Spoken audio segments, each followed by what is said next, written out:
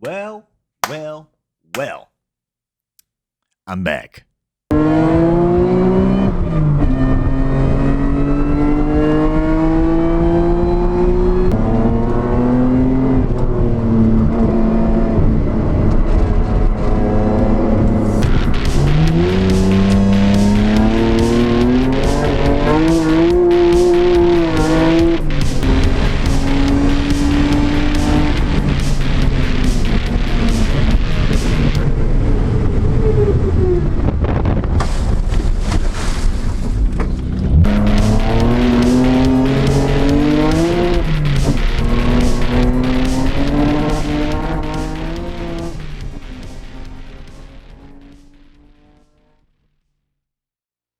Well, I'm back. It's been a long time. It's been about a year since my last upload, and we've had some shenanigans in the 32. If you guys haven't followed, got an R32 GTR, do track days in it. And it's been about a year since my last track day video, or my last video in general. So figured we'd come back, do a little recap. We've had a few track days between now and back then. Get us started off. We're going back to January of this year.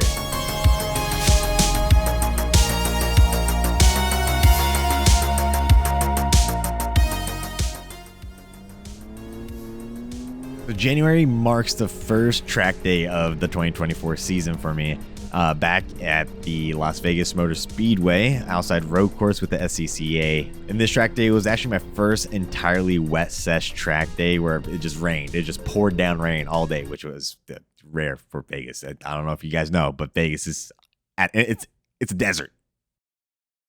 And to get you guys up to speed, at this point, I had swapped out the Falcon RT660 tires I was running from last season, since they were pretty spanked for my final track day of that season. Ended up swapping out and trying out a 100 tread wear tire. Went to the Nankang AR1s, which is practically a semi-slick. It's not meant for the wet.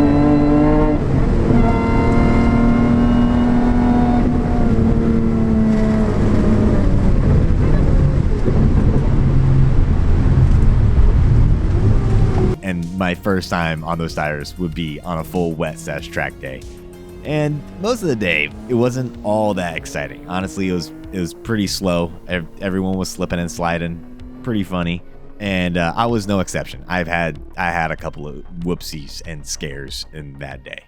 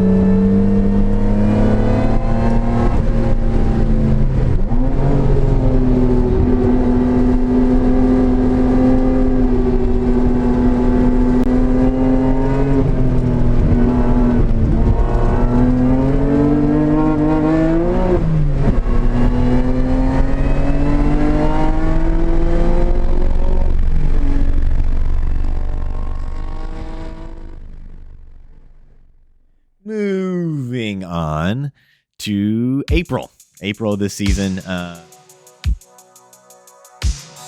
Now, on this day, not a whole lot would happen. It was pretty uneventful, to be honest, but we got some clips of some fun chases with some other cars being chased by some other cars. It made for some pretty good clips.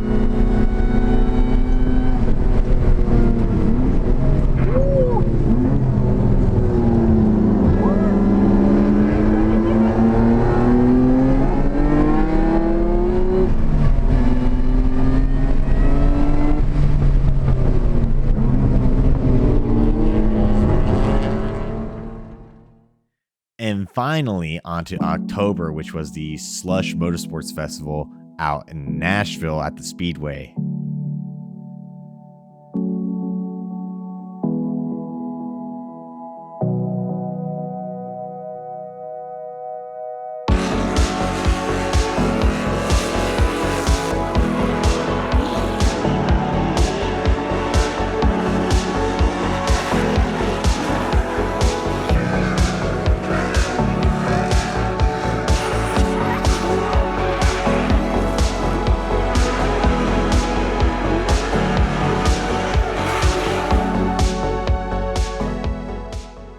Now, with all that out of the way, Slush Motorsport Festival.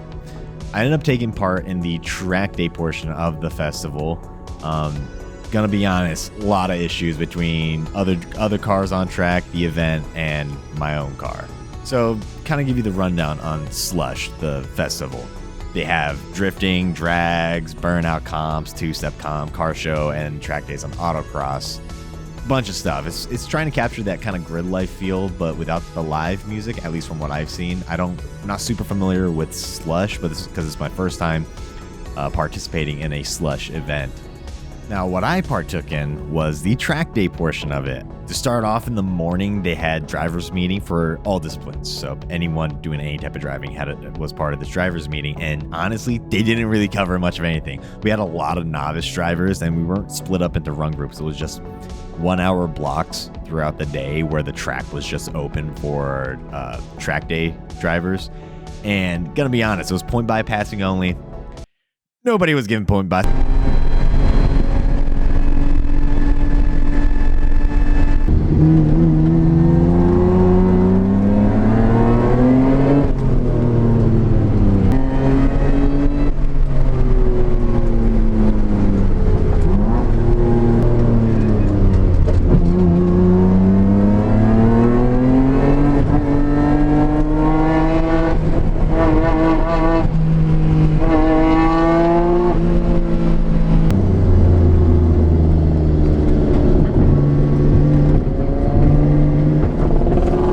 Honestly, I think the majority of the drivers were not at the drivers meeting, and nobody knew how track etiquette worked on this day. And because we weren't split up into run groups based off of experience levels, pretty much just spent almost the entire time either stuck behind someone that doesn't know that they need to give a point by for us to pass, or in a group where people are just passing without point by. It didn't really matter. It was kind of like the Wild West. What I ended up doing, it wasn't really a big deal. I just went into hot pits, gave myself some room, and went back out. But honestly, that wasn't even the biggest issue.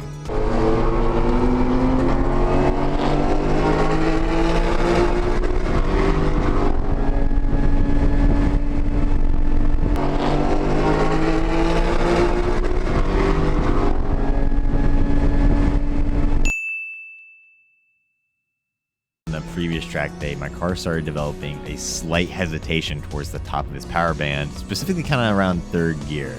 Now, originally, I didn't know what the issue really was. I suspected maybe ignition problems, so I ended up replacing the coil packs with the R32 coils and replacing the spark plugs. But that actually didn't really fix it. Later on, I suspected that maybe it was a vacuum leak, and if that's the case, it is what it is. Probably not really hurting the car, so I just went out ahead and did the track day. Well, go figure. While chasing a Mustang on the track on my first session, I blow an intercooler coupler right off. And my guess is that this coupler has been coming loose over time for a while. When I finally hit rev limiter, it just blew the coupler right off, and I had no boost. Now I'd end up coming off the track to fix the issue, reattach the boost coupler, and everything's hunky-dory, but I would proceed to not tighten it enough and have to come off the track several times because I keep not tightening the coupler on enough. In fact, I'd actually run out of time throughout the day to fix this issue. I had no more time left, so I would just stay out on the track on my last attempt and just drive around with no boost. And that pretty much concluded my day. Boost couplers flying off, track etiquette's not being respected, and no one really following the rules of the track. It was a day, and me being dumb and not being able to attach a boost coupler correctly, that was cool.